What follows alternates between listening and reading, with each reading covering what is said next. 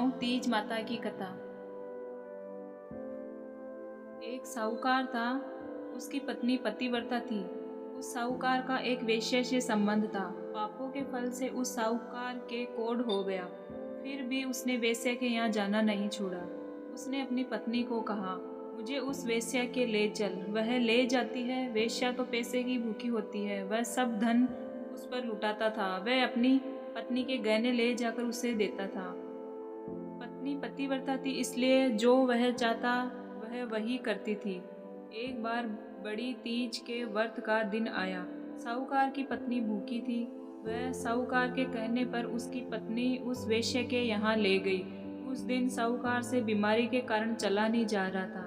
वह अपने कंधे पर पति को बिठाकर ले गई। उसने वेश्या के घर पहुंचने पर कहा कि मैं लौटकर आऊं, तब तक तुम यहीं खड़ी रहना। उस दिन देवयोग से झरोके से वेश्या सब कुछ देख रही थी।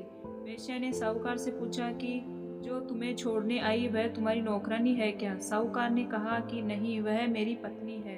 यह सुनकर वेश्या का मन दुखी से भर गया। उसने साहूकार को समझाया कि वह लौट जाए, क्योंकि आज तीज है और तुम्हारी पत्नी ने व्रत किया होगा, उसे पूजा करनी होगी। तीज माता ने वेश्या का मन परिवर्तित कर दिया।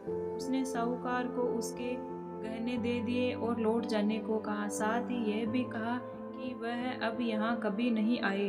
उधर साहूकार की पत्नी खड़ी थी।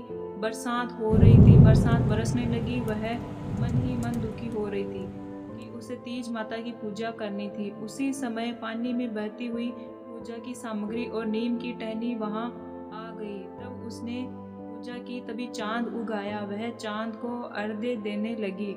उसी समय उसका पति भी वेश्या के यहाँ से लौट आया। अर्घ्य के जल से चीटों साहूकार का कोढ़ ठीक हो गया और वे दोनों पति पत्नी प्रसन्नता पूर्वक घर लौट आए। हे तीज माता, जैसे उसके दुख मिटाए वैसे सभी के दुख दूर करना। बोलो तीज माता की जय।